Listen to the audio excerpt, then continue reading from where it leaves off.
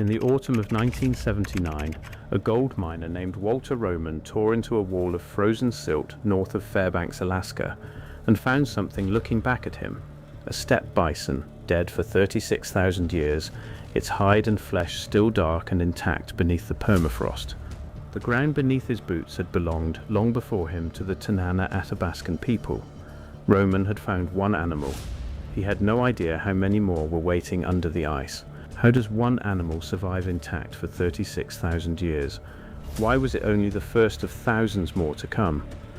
And why, on this exact stretch of frozen ground, do the bones never seem to stop? This was never one lucky strike in a sluice box. It was the surface of something far larger.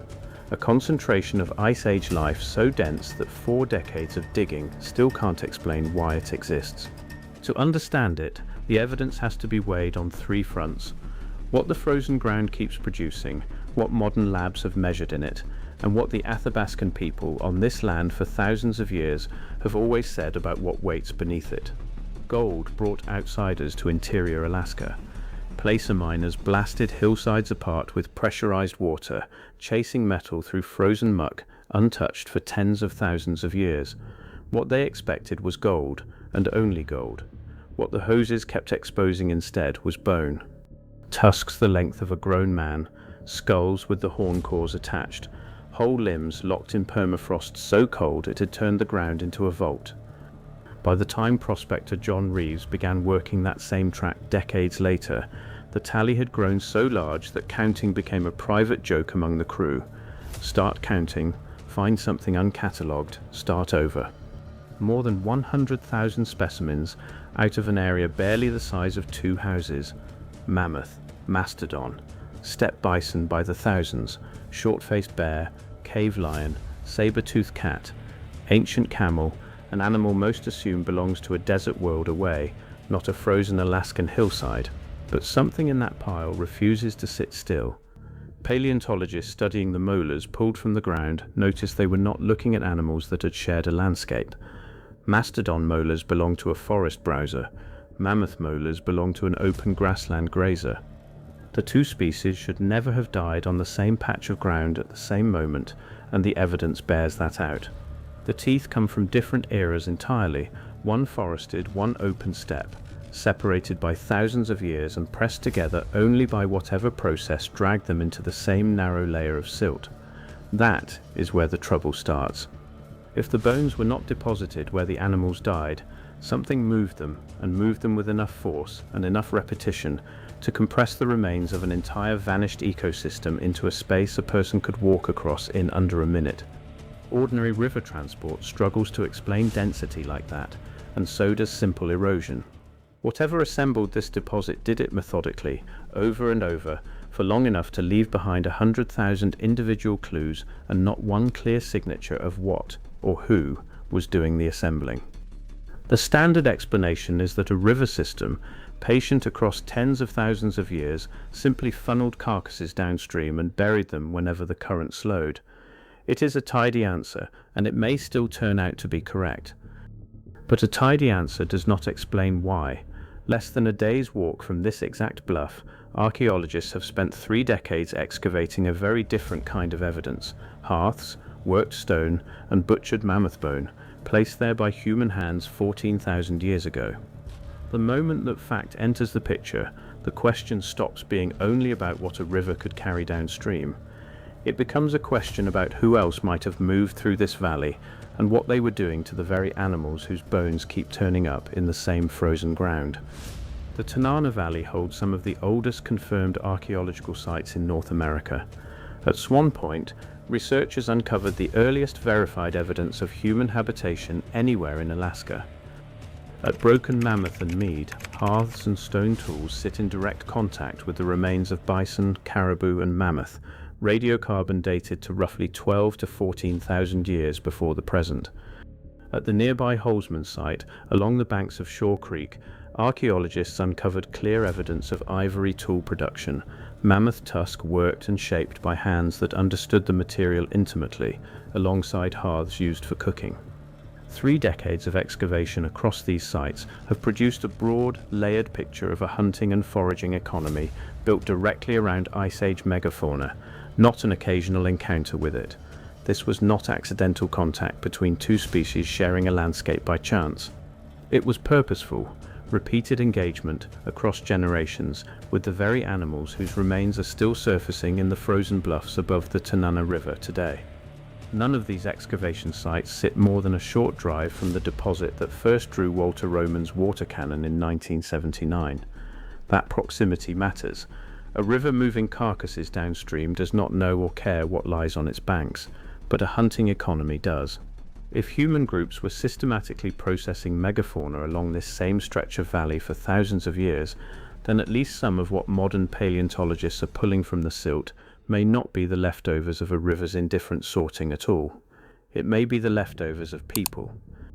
In 2009, that ancient engagement crossed directly into the modern record. A mammoth tusk, recovered from hunting ground along the Tanana River, was analyzed years later by researchers at the University of Alaska Fairbanks. Isotope readings inside the tusk reconstructed the animal's entire life history, a route that began near ancient human settlements far to the east, in what is now Canada, before ending in this valley. Buried alongside her were the remains of 2 juvenile mammoths, their ribs carrying cut marks consistent with the extraction of meat, a technique documented elsewhere among people of this era. The Healy Lake Tribal Council, a federally recognized Tanana Athabascan governing body, whose people have called this valley home for longer than written record extends, gave the animal a name, Elmer, meaning something not beautiful but striking to look upon. A 12,000-year-old mammoth, named in the present day by the descendants of the people who may once have hunted alongside her kind. The scale kept climbing from there. In 2025, researchers running radiocarbon dates through the same university's fossil program pulled 2 bone fragments from ground north of Fairbanks that made no immediate sense. The bones belonged to a right whale, not a mammoth, not a bison. A whale hundreds of miles from any ocean, dated to only around 2,000 years old, nearly 10,000 years younger than any other confirmed Ice Age remains recovered from mainland Alaska. A North Pacific right whale does not swim up an interior river. The behavior has never once been documented. The explanation offered by the research team was almost as strange as the bones themselves, that the fragments had been carried inland deliberately through indigenous trade networks known to have moved whalebone hundreds of miles from the coast for use as tools and ceremonial material. Archaeological records from coastal Alaska show whale backbone worked into plates and implements, then traded far beyond the shoreline where the animal had died. A right whale does not choose to swim up the Tanana River. A person carrying a valued piece of worked bone along a trade route that had existed for generations could. If that is correct, then human hands, not river currents, placed at least some of what researchers keep pulling from this valley. And if human hands carried a whalebone that far inland, the same question quietly reattaches itself to everything else in this ground. How much of what looks like nature's accident is in fact someone's forgotten intention? The written record on this deposit does not begin with a scientist. It begins with a missionary.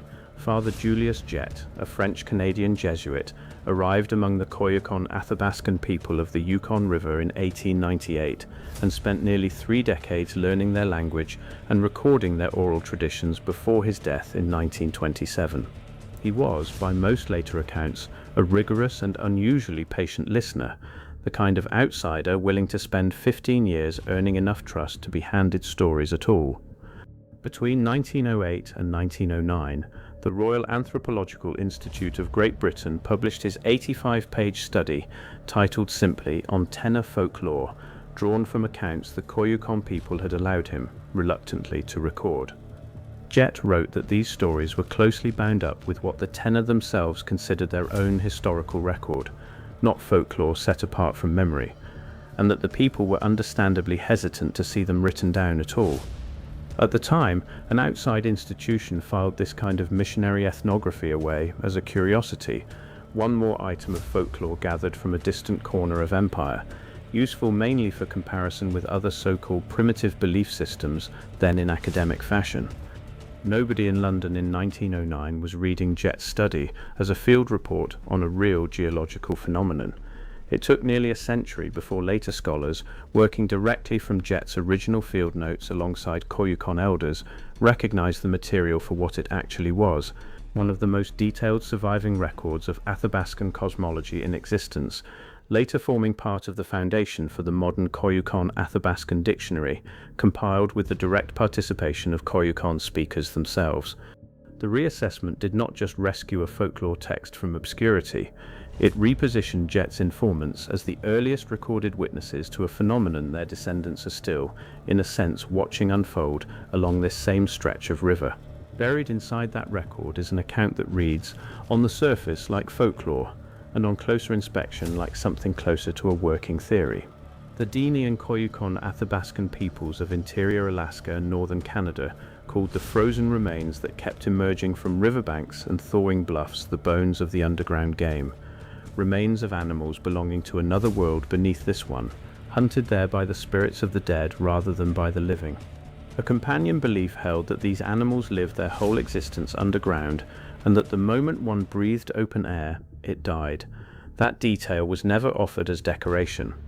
It was offered as an explanation for an observable fact, that no living witness had ever seen one of these creatures whole, only its bones, and only ever half buried in frozen ground, exactly the condition in which nearly every mammoth and bison recovered from this valley has in fact been found.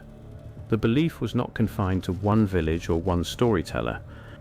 Later travelers and historians recorded closely related versions of it across the wider subarctic, from the Klondike goldfields of the Yukon down through the river systems of interior Alaska, wherever thawing permafrost kept exposing the same kind of evidence to the same kind of people.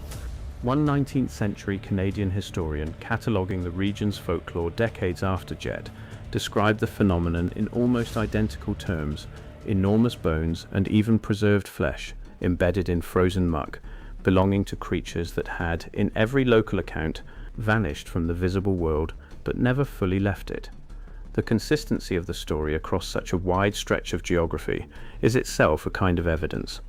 Independent communities separated by hundreds of miles of taiga and river arrived at strikingly similar explanations for the same physical pattern, long before any of them had access to a laboratory, a radiocarbon date, or each other's testimony.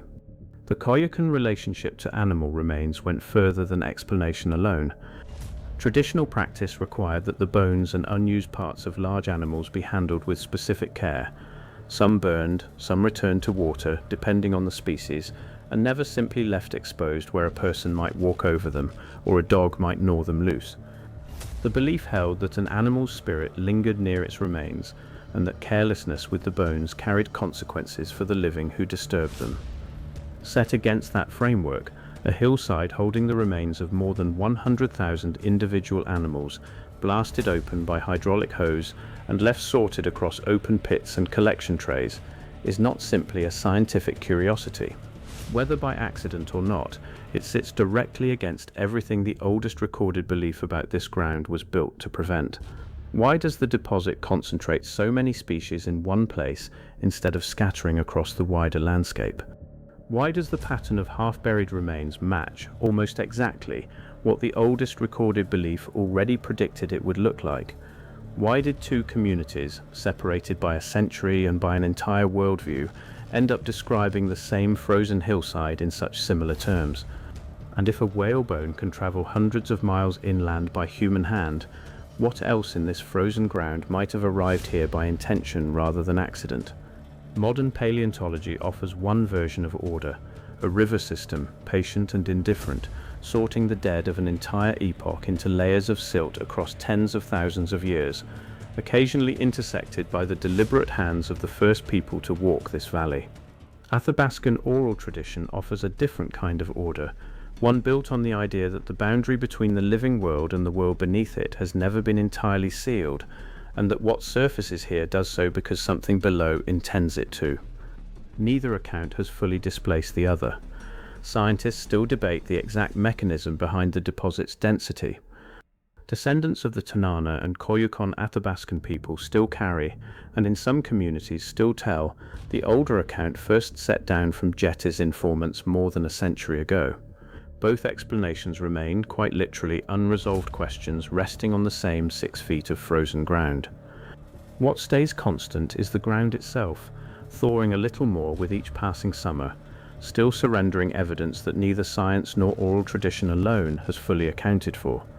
New material keeps arriving faster than either framework can absorb it. A whale rib turns up 10,000 years out of place. A tusk carries a life story written in isotopes that no one thought to look for until the technology existed to read it.